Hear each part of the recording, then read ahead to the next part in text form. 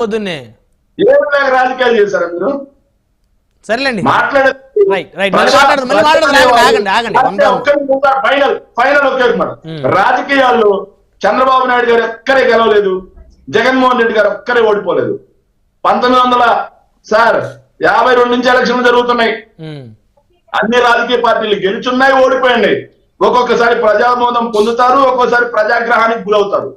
ప్రజాగ్రహానికి గురైనంత మాత్రాన రాజకీయాల నుంచి వెళ్ళిపోవాలి. ఒక్కసారి గెలిచినంత మాత్రాన విర్ర వేయకూడదు. మనం 30 ఏళ్ళు మనమే ఉంటామని చెప్పకూడదు, అన్ని సీట్లు మనమే కొడతామని చెప్పకూడదు. ఒక్కసారి గెలిచినంత మాత్రాన 175 మేమే గెలుస్తామని చెప్పకూడదు అనేది మీరు ఇవాళ చాలా స్పష్టంగా చెప్పినందుకు నిజంగా ధన్యవాదాలు శేఖర్ రెడ్డి గారు. Right sir. అయ్యో అయ్యో అయ్యో నేనేం చెప్పలేదండి, మీరు భజన చేసుకుంటా అంటే కష్టం సార్. జనసేనకు చెప్పాలి, మొదటిసారి అధికారం చూస్తా ఉంది. మేము మొదటిసారి కదా అధికారం కూడా. ఓకే, జనసేనకి చెప్పండి, మొదటిసారి కదా అధికారంలోకి వచ్చింది. ఆయన 5 సార్లు ముఖ్యమంత్రి అవ్వలేదు కదా. 2019లో వచ్చిన 2 కుంట సున్నాలు మళ్ళీ రిపీట్ అవుతాయి అని చెప్పి ఆగండి మాట్లాడతారు కిరణ్ గారు. బ్రహ్మనాయుడు గారు, శేఖర్ రెడ్డికి అలగొద్దని చెప్పండి. అలక ఏంటి, అలుగుతాడు ఏంటి, నేను వెళ్ళిపోతానని ఎవరిని బెదిరిస్తావు శేఖర్ రెడ్డి?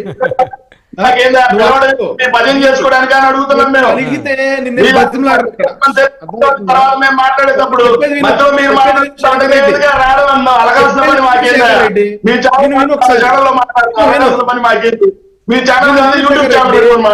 చెప్పేది విను, అలగాల్సిన మా పని మాకేంది కిరణ్? మీ మీద నువ్వు మాట్లాడేటప్పుడు నేను సైలెంట్ ఉన్నా కదా శేఖర్ రెడ్డి. ఇంటికి పంపిస్తాను దానికి. ఏంది కిరణ్, తప్పు కిరణ్, ఇది అలగాల్సిన పని నాకేముంది? నాకు కట్నం ఎక్కువ పంపించని అలగడానికి తప్పు కిరణ్. ఇది ఎందుకు అలుగుతా కిరణ్? నేను అలగట్లేదు, నిరసన వ్యక్తం చేస్తున్నా. అలగడానికి నిరసన వ్యక్తం చేయడానికి చాలా తేడా ఉంది కిరణ్. రాజకీయాలు కొత్తగా వచ్చావు కదా, నీకు తెలియట్లేదు ఈ విషయాలు.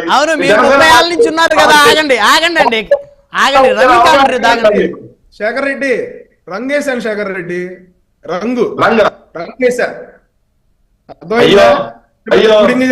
చెప్పేది విను శేఖర్ రెడ్డి. అందంగా ఉండేవాడు కిరణ్. అలగల డిబేట్ కి వచ్చి నేను వెళ్ళిపోతా నన్ను తిట్టారు, నన్ను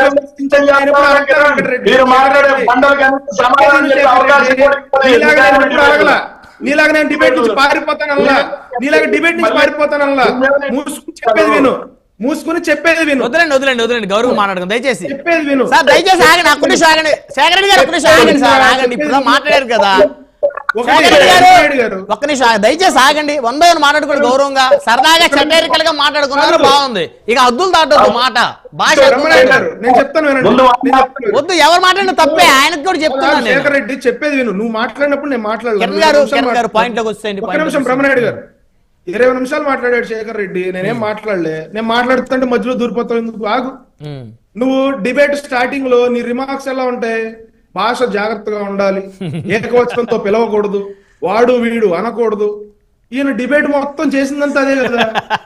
అంటే ఆయన ఏమైతే చేస్తారో చెప్తారా?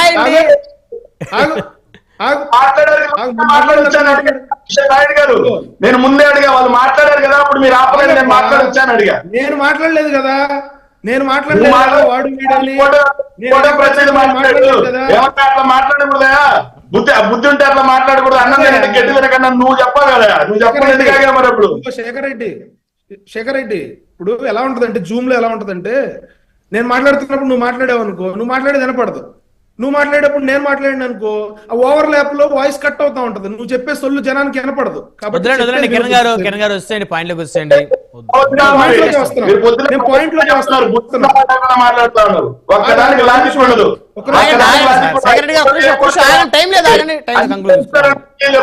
దయచేసి ఆగండి ఒక్క నిమిషం. ఆపేడా మ్యూట్ అన్న చేయండి బ్రహ్మనాయుడు గారిని. చెప్పడానికి ఆగండి సార్. ఈ వేస్ట్ దీని వల్ల ఇప్పుడు 3-4 నిమిషాలు టైం వేస్ట్ అయింది. 4 నిమిషాలు సమయం వృధా అయిపోయింది. ఇప్పుడు అయిపోయింది, టైం వేస్ట్ చేయాలి, అదే కదా. ఇప్పుడు ఆయన ఫ్రస్ట్రేషన్ ఏంటంటే ఒక ప్రొసీజర్ ప్రకారం అబద్ధాలు ప్రిపేర్ అయి వస్తాడు, అబద్ధాలు ప్రిపేర్ అయ్యి ప్రశ్నలు అడగకూడదు. మీరు ప్రశ్నలు అడిగితే flow పోతుంది.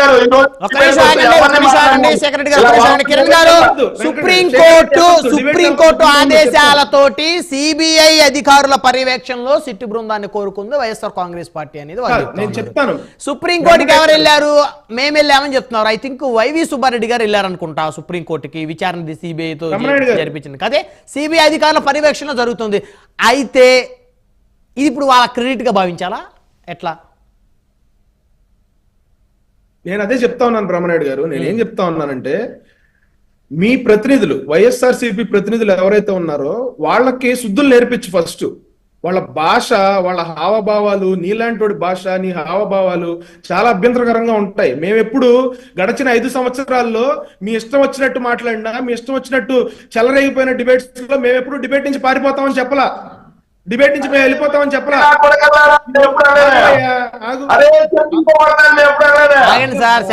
పదే పదే ఒక అంశాన్ని పట్టుకుని చెప్పలేదా? నాకు కొంచెం భాష గురించి మీరు చెప్తే మీరు మధ్యలో వస్తే నేను మీకు సమయం ఇవ్వలేను. మళ్ళీ శేఖర్ రెడ్డి గారు ఆలోచించుకోండి దయచేసి, మీరు ఆగండి. ఇప్పుడు వారి తర్వాత విజయ్ గారి దగ్గరికి వెళ్ళి మీ దగ్గరికి వస్తాను, ఆగండి మీరు. ముందు నేను బ్రహ్మనాయుడు గారు ఇదే నేను చెప్తా ఉంది, ఒక ఫ్లో లో అబద్ధాలు ప్రిపేర్ అయి వస్తాడు, దాన్ని మీరు కౌంటర్ చేయకూడదు. ఇప్పుడు మేము కౌంటర్ చేయకూడదు. విజయ్ గారు, కిరణ్ గారు, నేను చెప్తున్నాను బ్రహ్మనాయుడు సుప్రీంకోర్టు మేము వెళ్ళామన్నారు, సిబిఐ విచారణ మేము కావాలన్నామన్నారు. ఇప్పుడు వాళ్ళదా విజయం, నైతిక విజయం మీద? దానికే చెప్తాను. చెప్పండి. రోజున నేను కల్తీ జరిగిందంటే నువ్వేమన్నా సిబిఐ ఆఫీసర్వా, నువ్వు సర్టిఫికేట్ ఇస్తావా అన్నాడు. కల్తీ జరగలేదని అతను చెప్తున్నాడు. నువ్వేమన్నా సిబిఐ ఆఫీసర్వా? కల్తీ జరగలేదని నువ్వెలా చెప్తావు? ఎవరో సిబిఐ ఆఫీసర్లు కాదు, రేపొద్దున విచారణలో సిట్ అధికారులు సిబిఐ పర్యవేక్షణలో తేలుస్తారు, అదే ఫైనల్. వాళ్ళు జరిగిందంటే జరిగింది, జరగలేదంటే జరగలేదు. బ్రహ్మనాయుడు గారు స్టేట్ గవర్నమెంట్ సిట్ వేస్తారన్నప్పుడు నేను ముందే చెప్పాను, స్టేట్ గవర్నమెంట్ సిట్ వేస్తారన్నప్పుడు వీళ్ళు అభ్యంతరాలు తెలిపినప్పుడు సుప్రీంకోర్టుకి వెళ్ళి సుప్రీంకోర్టు సిబిఐ ఆధ్వర్యంలో సిబిఐ మరియు స్టేట్ అధికారులు కలిపి ఒక సిట్ ఉంటదని చెప్పారు. మేమేమైనా అబ్జెక్షన్ పెట్టామా? మేము వద్దని చెప్పామా? మేము ఓన్లీ స్టేట్ గవర్నమెంట్ ఇన్వెస్టిగేట్ చేస్తుంది, సిబిఐ వాళ్ళు వద్దని మేము చెప్పామా? మేము భయపడ్డామా? ఎవరైనా సరే రమ్మన్నాం, సిబిఐ అయినా సరే చేయమన్నాం.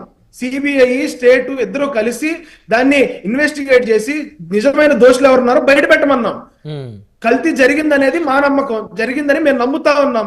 జరగలేదని నువ్వు నమ్ముతా ఉన్నావు. నువ్వు సర్టిఫికేట్ ఇచ్చినా చెల్లదు, నేను సర్టిఫికేట్ ఇచ్చినా చెల్లదు అని అనుకుంటున్నారు కాబట్టే సిబిఐ ఎంక్వైరీ చేశారు.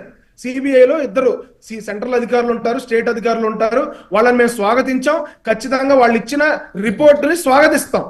ఇక్కడ నేను చెప్పేది ఏంటంటే, మన స్థాయి మర్చిపోయి నువ్వెంత, నువ్వేం పీకావు, వాళ్ళేం పీకారు అని భాష వద్దు. పవన్ కళ్యాణ్ ఏం పీకాడు, చంద్రబాబు నాయుడు ఏం పీకాడు, ఇది నువ్వు భాష మాట్లాడావు అనుకో, నీకంటే ఎక్కువ భాష మేము మాట్లాడతాం. కానీ ఇక్కడ అది ప్రజల ఎవరికి ఉపయోగం లేదు. ఆ భాష వల్ల ప్రజల ఎవరికి ఉపయోగం లేదు. ఒక్క నిమిషం బ్రహ్మనాయుడు గారు, ఎస్ఎంఎస్ ల్యాబ్ గురించి చెప్పాడు అతను. ఎస్ఎంఎస్ ల్యాబ్ లేదని మేము చెప్పలేదే. ఎస్ఎంఎస్ ల్యాబ్ లేదని పవన్ కళ్యాణ్ గారు చెప్పారా? నిత్యం అబద్ధాలు ప్రచారం చేసే బ్యాచ్ ఇది. పవన్ కళ్యాణ్ గారు ఏం చెప్పారు? జంతువుల కొవ్వు కలిసిందా లేదా అని తెలుసుకునే పరిజ్ఞానం ఇక్కడ లేదు, ల్యాబ్స్ అప్గ్రేడ్ అవ్వాలి. గుజరాత్ ఎందుకు పంపించాం బ్రహ్మనాయుడు గారు? ఇక్కడ ఆ టెక్నాలజీ లేదు కాబట్టి, ఆ ఫెసిలిటీస్ ఇక్కడ లేవు కాబట్టి ల్యాబ్స్ ను కూడా అప్గ్రేడ్ చేయాలి. ల్యాబ్స్ అప్గ్రేడ్ చేసి టైం టు టైమ్ మనం లేటెస్ట్ టెక్నాలజీ, ఒక్క నిమిషం బ్రహ్మనాయుడు గారు, టెక్నాలజీని ఓన్ చేసుకుని మనం ప్రజలకి వాళ్ళకున్న డౌట్స్ నివృత్తి చేయాలి. సిబిఐ ఆఫీసర్ లాగా నువ్వు జరగలేదు నేను జరిగిందంటే, సిబిఐ ఎంక్వైరీకి ఎవరు భయపడలేదు, ఆ సిట్కి ఎవరు భయపడలేదు. మేము ఖచ్చితంగా కట్టుబడి ఉన్నాం, మేము చెప్పిన దానికి కట్టుబడి ఉన్నాం, తేల్చమని చెప్తా ఉన్నాం. ఇంకోటి ఒక్క నిమిషం ఇంకోటి అదానీ గారి గురించి, ఆ గ్రీన్ ఎనర్జీ గురించి ఈయన పెద్ద డిస్కస్ చేద్దాం కిరణ్ గారు, అది మళ్ళీ డిస్కస్ చేద్దాం, ఎందుకంటే సమయం లేదు. విజయ్ కుమార్ గారు కంక్లూజన్ ఇవ్వండి. సమయం లేదు. బాలినేని గారిని ఒకటి బ్రహ్మనాయుడు గారు చెప్పి ఫైనల్ గా చెప్పి పారిపోయాడు అనుకోండి. నేను చెప్పేది విండు. ఇప్పుడు నేను ఏం చెప్తా ఉన్నానంటే, ఆ అదానీ గ్రీన్ గురించి లేకపోతే సెకీ గురించి జగన్మోహన్ రెడ్డి గారిని డిఫెండ్ చేసే పద్ధతి గురించి ఆయన ఏమైనా చేయాలనుకుంటే యుఎస్ వీసా వేసుకుని అక్కడికి వెళ్ళి యుఎస్ కోర్టులో వాదించుకోమనండి. ఇక్కడికి వచ్చి అబద్ధాల ప్రచారం జగన్మోహన్ రెడ్డి గారు చేయలేదు, జగన్మోహన్ రెడ్డి జరగలేదు, మేము చెప్పేది కూడా అదే. విజయ్ కుమార్ గారు conclusion ఇవ్వండి. సెకీతో వాళ్ళు బ్రహ్మనాయుడు గారు చేసుకున్నారు. Right. అదాని ఏమి ఇన్వాల్వ్ అయ్యాడు, అదాని ఇన్వాల్వ్ ఎందుకు అయ్యాడని చెప్తా ఉన్నారు. సెకీతో రాష్ట్ర ప్రభుత్వాలు ఒప్పందాలు చేసుకోవడానికి అదాని మీడియేటర్ గా వ్యవహరించాడని ఆరోపణలు వస్తా ఉన్నాయి. రైట్ కిరణ్ గారు అది మళ్ళీ డిస్కస్ చేద్దాం. ఓన్లీ లడ్డు కల్తీ విషయం మాట్లాడదాం. విజయ్ గారు కంక్లూజన్. విజయ్ బ్రహ్మనాయుడు గారు ఖచ్చితంగా దీని మీద దర్యాప్తు వేగవంతం చేస్తా ఉన్నాం. ఏదైతే ఉన్నటువంటి దోషులను ఖచ్చితంగా కటకటాలు వెనక పంపించినందుకే ఈ ప్రభుత్వం వెనకాడదు. ఇందాక శేఖర్ రెడ్డి చాలా విషయాలు మాట్లాడు. ఒకటే నేను చెప్తా ఉన్నాను, ఇప్పుడు మీ ప్రభుత్వ హయాంలో రామతీర్థం రాముడు తల తీశారు. అప్పుడు ఏం చేశారు మీ ప్రభుత్వం? జగన్మోహన్ రెడ్డి ఏం చేశాడు?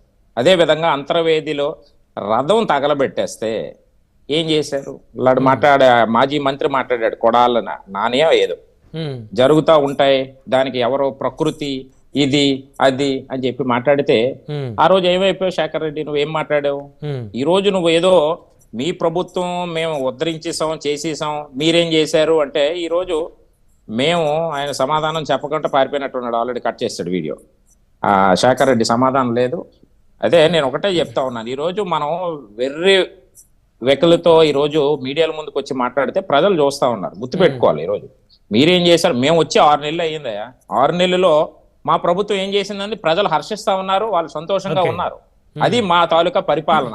ఈ రోజు నువ్వేదో మాట్లాడేసి నువ్వేదో చేసి నువ్వేమేదో ఉద్ధరించేసాము అంటే మీరు చేసింది ఏమీ లేదనేది ప్రతి ఒక్కరికి తెలుసు. కాబట్టి ఈ రోజు 11 సీట్లకి మిమ్మల్ని పరిమితం చేశారు ప్రజలు.